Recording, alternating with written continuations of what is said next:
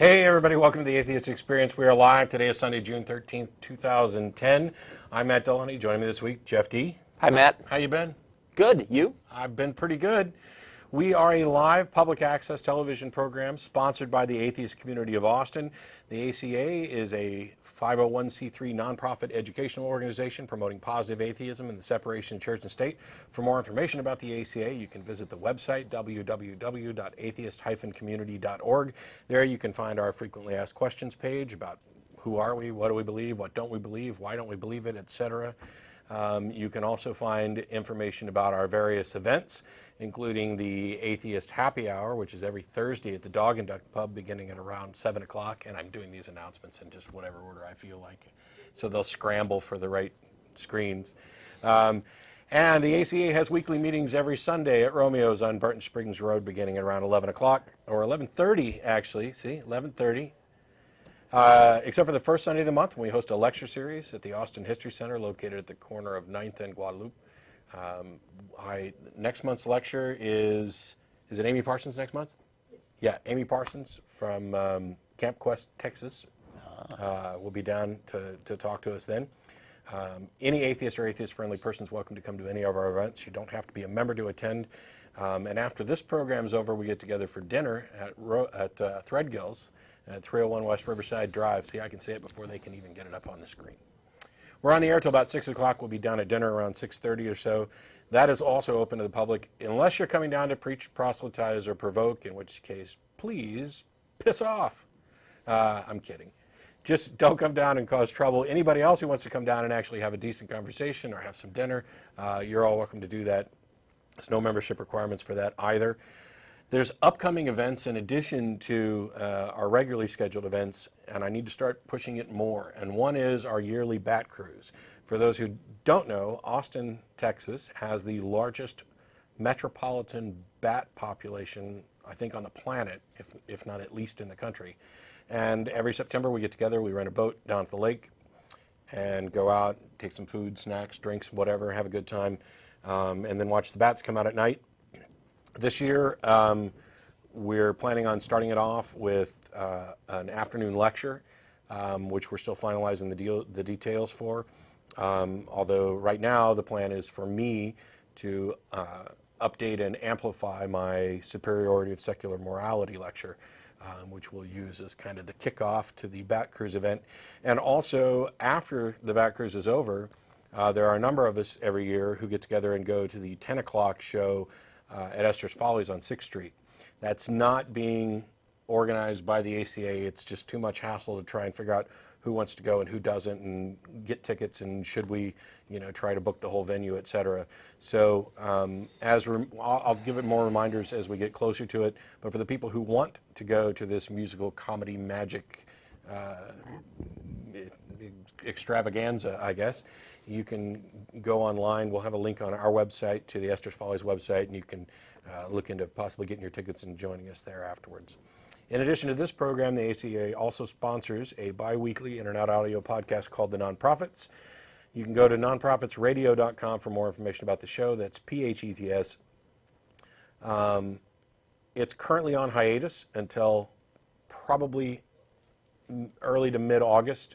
There's a lot going on, schedule conflicts. I'm getting ready to move, which means Delaney International Studios will move. And then as soon as we're set back up, we'll get back to regular shows with the nonprofits as well. That is all of the announcements that I have. That was awesome.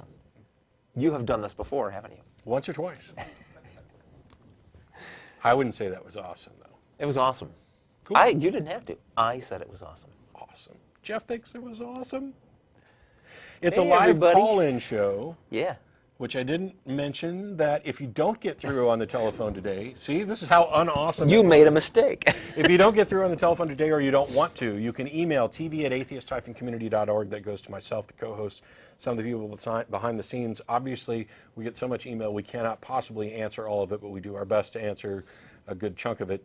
They'll have the number up for you, like, almost right away, and you can call in and have a discussion, tell us what you believe, why you believe it, or whatever strikes your fancy. But I'm turning it over to Jeff. You are? I am. You are all right. on, well, sir. I have just a small thing to talk about. Islam has gotten beat up a little bit in recent weeks. Yeah. There are a number of events that they didn't care for too much. Starting with Boobquake. This actually made the cable news. A Muslim cleric, I'm not going to try to pronounce that name, Siddiqui was his last name, quoted as saying by the Iranian media, quote, "Many women who do not dress modestly lead young men astray, corrupt their chastity, and spread adultery in society, which consequently increases earthquakes." And being the rational, science-minded folk that we are, one of us unbelievers decided to put that to the test, and she organized on Facebook this event called Boobquake, which simply consisted of, on a particular day, young ladies were encouraged to dress immodestly, which does not mean nakedness, but you know, a little cleavage. It varied. Immodest from this Muslim's view is anything short of a burqa. So correct. Yeah. In order to see if giant earthquakes could be caused, and the answer was no. So that was amusing. I couldn't participate in that one myself personally, but I did jump on board the next event targeting Islam, which was Everybody Draw Muhammad Day. As we all know, is it all? I don't know. It is some. Some Muslims have an issue with depictions of their prophet Muhammad, and some of them take this so far as to kill cartoonists and attempt to kill other cartoonists who have produced such images. And somebody had the brilliant idea of, you know, there's only so many of us that can kill at once. So Everybody Draw Muhammad Day was on a particular day. Members of this Facebook group were encouraged to generate their own drawn images of the Prophet Muhammad. And here's mine. This was posted on Facebook. I didn't warn the guys in the control room, but there he is.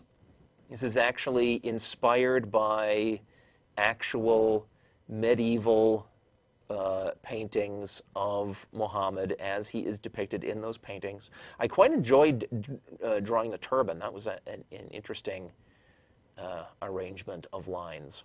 The fire on his head is not me trying to make some kind of statement. That's apparently in medieval Islam imagery from some cultures that's sort of analogous to a halo. Yeah, kind of a holy fire. Yeah, it's right. It's an indication of his holiness and bare feet. Again, not making any kind of, like, you know, Beatles message or anything, but simply that's the way he's depicted. And if you're curious, if you're surprised that I'm saying that's the way he was depicted, that's because, you know, this idea that you shouldn't draw Muhammad does not date back to the founding of the religion. In fact, there's a lot of historical images of Muhammad. Now, some of them have been later defaced, so you just see this sort of white blob